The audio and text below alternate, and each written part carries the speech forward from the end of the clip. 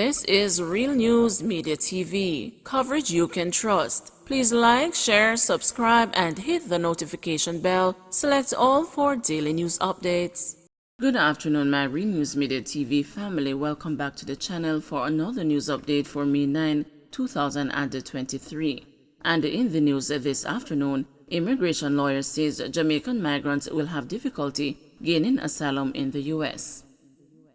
Immigration attorney in the U.S. Wayne Golding says it will be difficult for Jamaican migrants turning up at the U.S.-Mexico border to gain asylum status in the United States.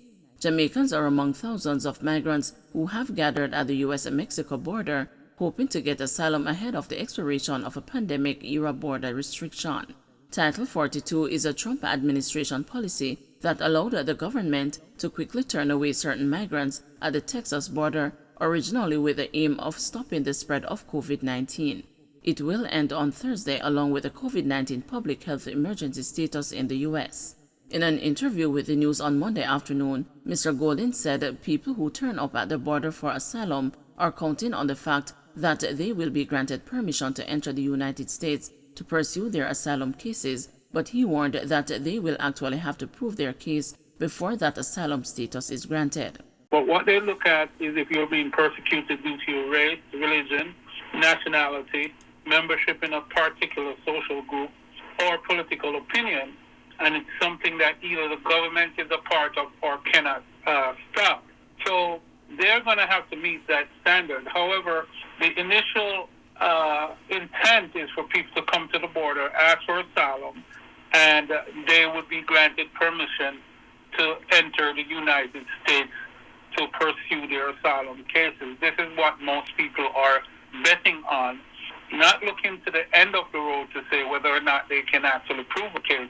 They will be put through what is called a credible fear interview, where an asylum officer will interview them to see what their story is, what their situation is, if they actually can establish some credible fear. If the asylum officer finds that they establish credible fear, then they can go ahead and put an asylum application in. If the asylum officer determines that they don't have credible fear, then they will be given an appointment to go to the immigration court, to go to the long process of the merits hearing to prove their case, which is a very high burden to prove because it's not just word of mouth. They have to produce documentation and evidence of their claim, and you will be banned from making any other attempt to come back to the United States legally or otherwise. So it's a treacherous path that people take to get to the border. Of course, some of them are using what is called coyotes to guide them through the borders, those who are trying to enter illegally and not get inspected at the border. Invest more in nurses, NAJ president urges. President of the Nurses Association of Jamaica, Patsy Edwards-Henry, is urging that there be greater investment in the nursing profession. She has made the call ahead of Friday's observance of International Nurses Day, which marks the anniversary of the birth of Florence Nightingale.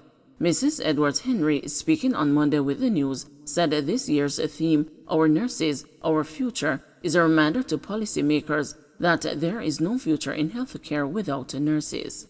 She asserted that the government must set aside additional funds to rebuild the health system and that there must also be advanced strategies to recruit and retain nurses. Nurse migration has been a topic of discussion in Jamaica for more than a decade. According to a report from the Auditor General's Department, more than 1,500 nurses resigned from Jamaica's public healthcare system during 2019 to 2021.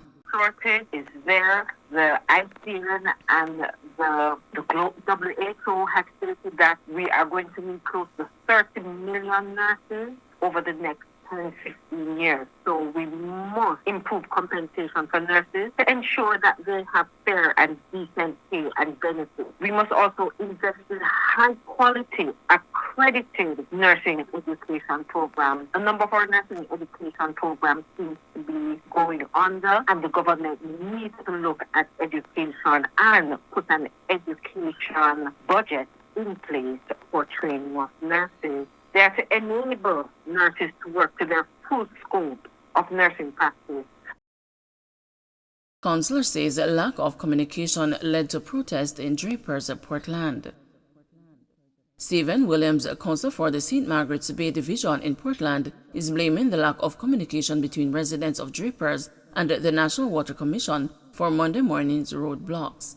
Residents blocked the Clear Spring, Sansan, and the Zion Hill roadways to protest a lack of water, poor road conditions, and a prolonged dust nuisance. The roadblocks have since been cleared. The residents say they have been without water for more than 8 weeks but have still been getting bills. They are also reporting that no water is being trucked to the community and the surrounding areas. A resident, Annette Kentish, complained bitterly that she has been receiving a monthly bill from the National Water Commission but no water. Councillor Williams told the news that he met with the residents and will also be meeting with the NWC. He said personnel from NWC visited the area. And I assure them that I am going to have the National Water Commission to come into the area to have a meeting with them. But most importantly, there were personnel, National Water Commission personnel on the ground, and they needed access to the various valves and their equipment so that they could have some water supplied to the area, which as we speak now, the area is being supplied with water. Affected areas are being supplied now. New court date is set for man accused of using false identity to apply for a passport. A St. James man who allegedly submitted a passport application under a false identity has been given a new court date. George Perry appeared before presiding parish judge Sasha Marie Smith Ashley on Monday, charged with making a false declaration. Perry's lawyer, Kadeen Coleman, was absent on Monday, and the crucial documents related to the prosecution's case were served on attorney-at-law Noel Butler, who was filling in for Coleman. However, no court date could be fixed because other materials were still outstanding. On that basis, Judge Smith Ashley scheduled a new mention date for May 29, and the Perry's bail was extended.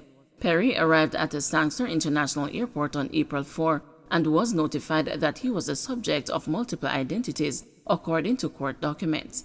He was subsequently interviewed at the Passport Immigration and Citizenship Agency office, where it was revealed that in 2003 he applied for a passport in the name Troy Johnson.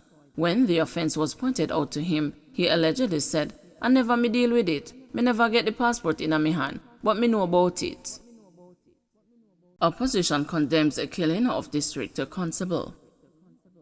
Opposition spokesman on national security, Senator Peter Bunting, has condemned the killing of District Constable Ricardo Jarrett, who was approached by gunmen and shot multiple times on Sunday on Berwick Road in Kingston. The killing of Constable Jarrett is a reprehensible and cowardly act that cannot be tolerated in any civilized society. We must work together to bring those responsible to justice and do everything possible to prevent similar incidents from reoccurring, Bunting said. He added, "My heart goes out to Constable Jarrett's family, friends and colleagues, and I call on the government to take swift and decisive action to ensure the safety of all Jamaicans, including our law enforcement officers who put their lives on the line every day to protect us." Bunting also extended condolences to the family of Constable Ramon Evans from the St. Andrew South Division, who died in a fiery crash on the Edward Seaga Highway on Sunday. He stated that the loss of Constable Evans is also tragic and that his thoughts and prayers are with the family during this difficult time. The opposition spokesperson went on to acknowledge the hard work of policemen and women and called on the government to make a more concerted effort to bring crime under control. Don't forget to like, share, subscribe, and hit the notification bell. Select all for daily news updates.